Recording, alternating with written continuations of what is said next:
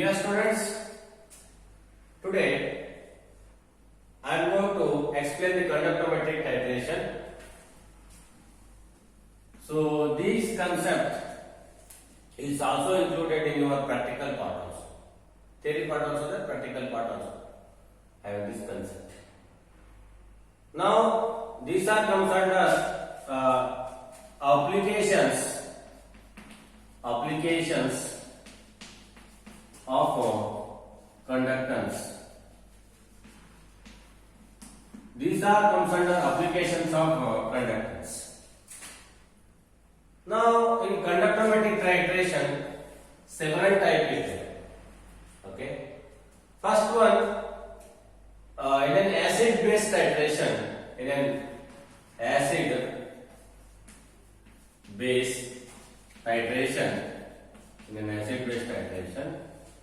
first A, you can consider that A. Here acid-base titration, the first one is strong acid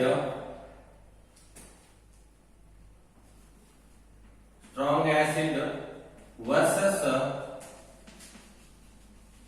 strong base titration. Strong acid versus strong base titration. Second one, strong acid versus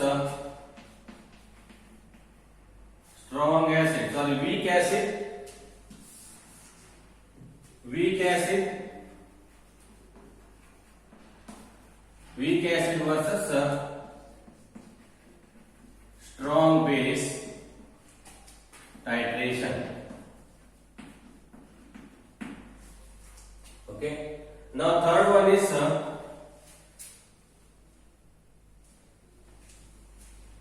here weak acid versus strong base.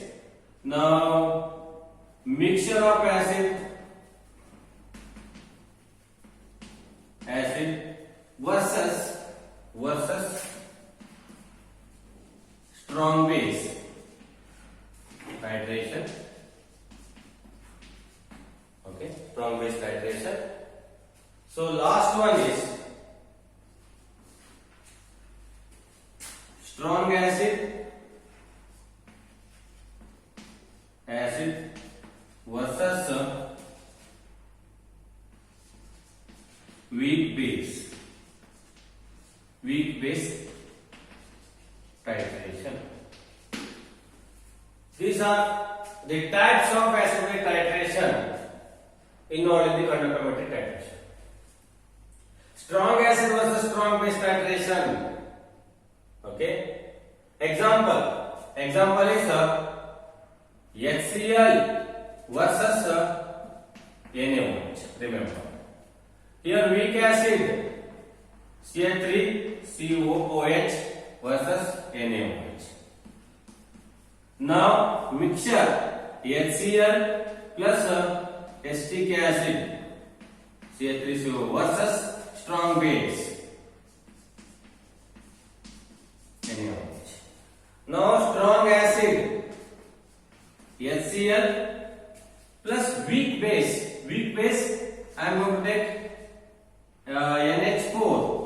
NH4OH, or also it is an NH3, you can take it. Okay, NH3.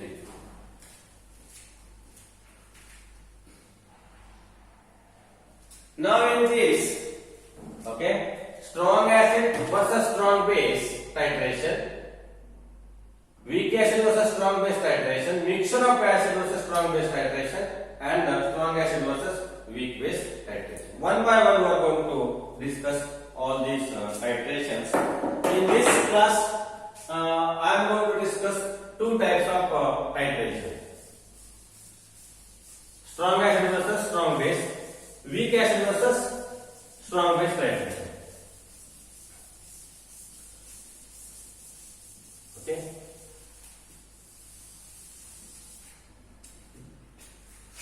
First one, HCl versus NaOH titration. First I am going to write the equation. Okay, equation. Now what happens? HCl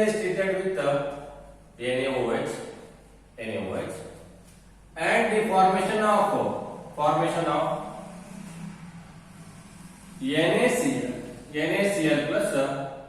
NaCl plus H2O. Now clearly it is an acid base titration because this is an acid. Now this is an base and it's a formation of salt and this is water molecule.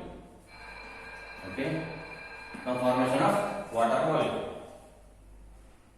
So according to this, HCl plus NaOH and formation of NaCl, clearly this shows a neutralization reaction or acid base reaction. Normal titration method is that to calculate the normality of this HCl while you having the normality of NaOH. For example, you having the normality of NaOH is 0.1. You are not knowing the normality of HCl. Okay, so you are going to calculate the HCl normality. So which method is suitable? Titration method is suitable using the suitable indicator. For example, phenolphthalein indicator,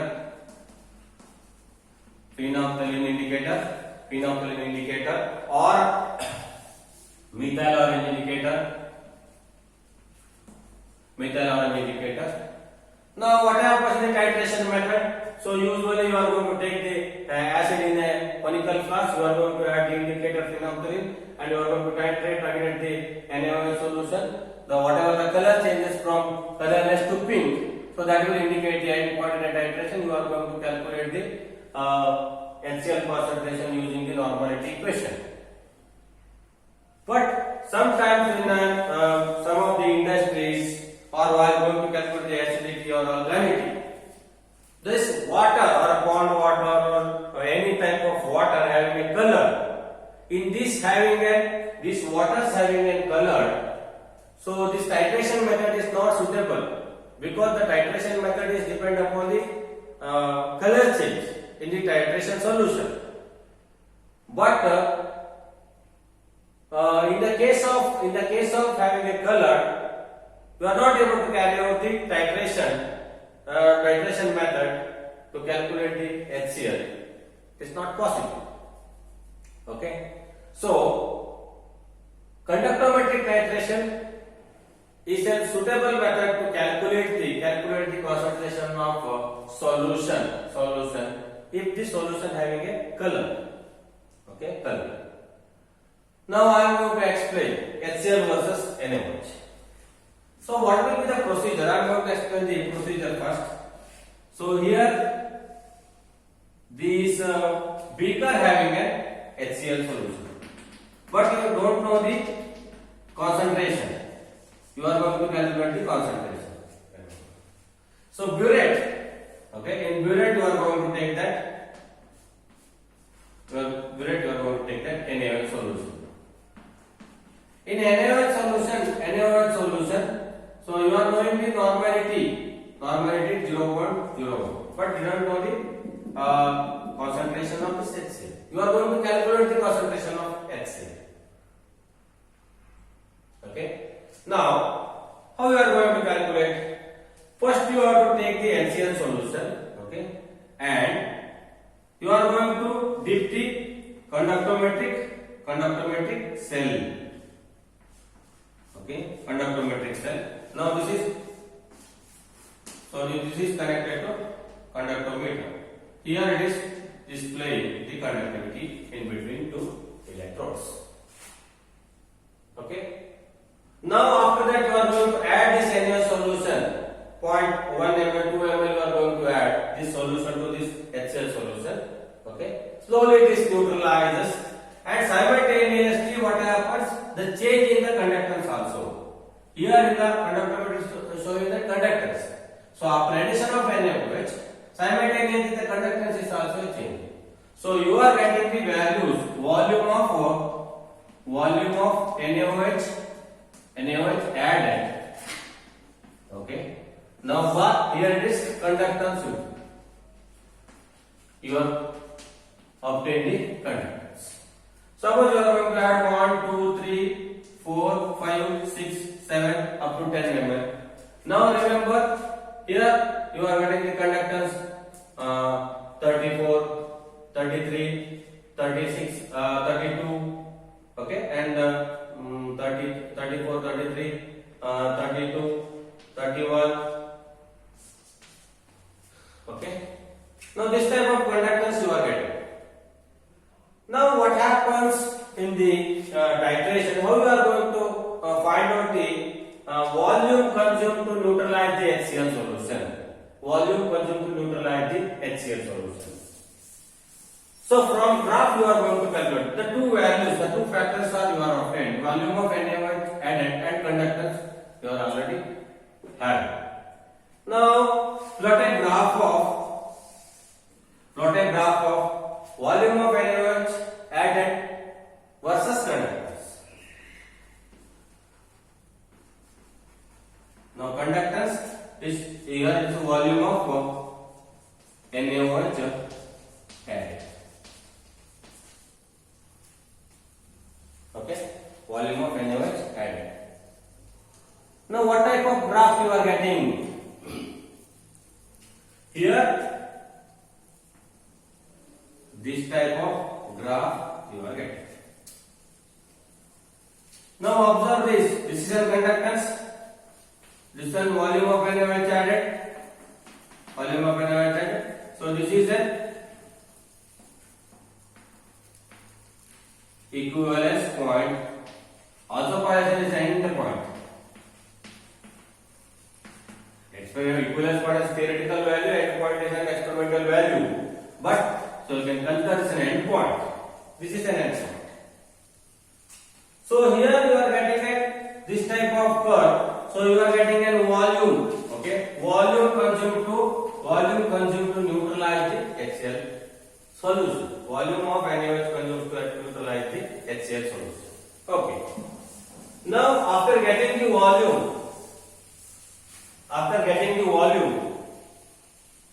okay, so you are going to calculate the normality of HCl. Our aim is to calculate the normality of HCl. What is the formula? Here, normality of NaOH into volume of NaOH divided by volume of HCl taken. Suppose assumption is there. So normality of HCl you are going to calculate. Normality of HCl, so you are going to calculate.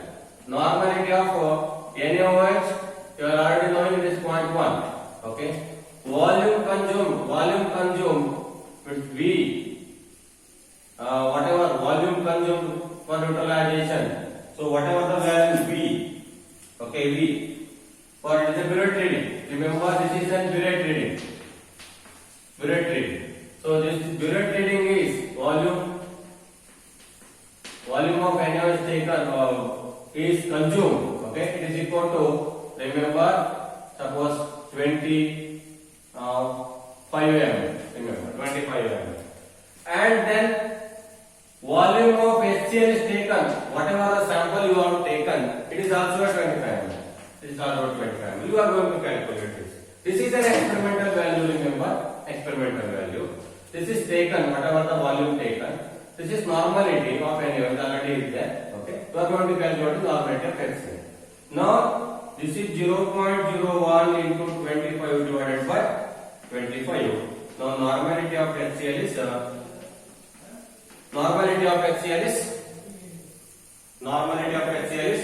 0.01. This is the way to calculate the normality of HCl. But this while getting this value, so we are going to calculate the, we are going to do the experiment. Okay, this experiment. Now so intersection of these two straight lines. Okay, two straight lines. So this is an end point. Why this type of curve or why this type of graph obtained? What is the reason behind? I am going to explain the reason behind this type of graph obtained. Okay. In this case, HCl versus NaOH. Okay. HCl is H plus is a fast moving ion. Remember, fast moving ion. And OH minus ion is fast moving ion. Similarly, another here there is an HCl means H plus and Cl minus is there, Na plus and OH minus is there. Here Na plus and Cl minus is there. This is anion in the form of water molecules. So in the case of this, H plus is a fast moving, OH minus is a fast moving, Na plus is slow moving. Compare with H plus, okay, slow moving, and Cl minus is also slow moving. Slow moving. Compare with the OH minus. So what happens in the case of this titration? The beaker containing an acid, okay, it will show high conductivity. So that's why the conductivity is very high, 0, without adding any solution. So after addition of this HCl, NaOH, okay, NaOH is present in the burette, okay. Now what happens? It will consume the H plus ions. Because ionic conductance of this H plus ion is very high. Now this H plus ion and OH minus ion is combined to formation of anionized ion. It will not produce any conductance. This H2O will not produce any conductance, remember. So whatever the fast moving ion is there, that will combine to formation of Na plus and Cl minus ion. So that's why after addition of this NaOH solution to HCl, the conductance decreases. Okay, the first the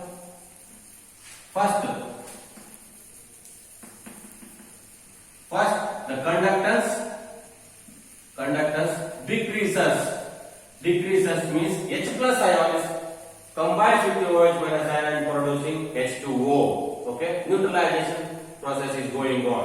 When the neutralization process is going on, the conductance is decreasing. Okay, conductance is decreasing. Na plus and Cl minus is also already there. So NaCl is there. These are producing conductance. But comparing these two, so the conductivity is very low. The only one reason you are going to give. So after addition of NaOH, the conductance is very high in the beginning, and it is decreases after addition of NaOH solution because of H plus ion is combined with OH minus ion producing anion in the form of H2O. Now up to this level, the conductivity is decreasing. After this point, the conductivity is increasing because you are getting the normal volume of NaOH consumed to neutralize the HCl. Whatever the HCl present in this, okay, beaker, it's already neutralized with NaOH solution. You are adding NaOH solution. It's already neutralized. Okay. Here in this beaker, there is no HCl. After this point, in this beaker, there is no HCl. So whatever the NaOH you are going to add after the equivalence point or after the end point, it is remains in the beaker. Suppose the burette is there, so you are going to add the NaOH. So whatever the OH minus ion is you are added is already it is not changed, not converted into an H2O because there is no H plus ion in this. Okay, so it is exist in this beaker. So you are going to find out the conductance in this stage. So it will show high conductance because here OH minus is a fast moving. It's having a high ionic conductance. So that's why after equivalence points, here the conductance is increasing due to the increase in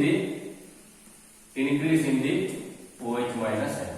Here it is decreasing the H plus ion concentration. Here it is increasing the OH minus ion concentration after equivalence point.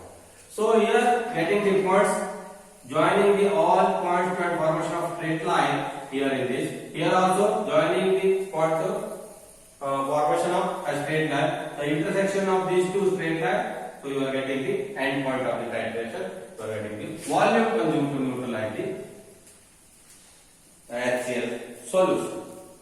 So this is the way. In titrometric method also you are getting the volume by titration method. After color change, okay. So you are going to add the NaOH solution until the color change from colorless to pink. Here you are going to add the NaOH solution, okay. Excess of NaOH solution you are added. But so after you are getting this type of dot, so this is an intersection point. Here you will get the volume consumed to neutralize the HCl solution. Okay, so this is an explanation regarding titration of HCl versus NaOH, HCl versus NaOH by conductometric titration. So I think it is nearly half an hour. In next class I am going to explain the CH3 CONH versus NaOH titration. Thank you very much.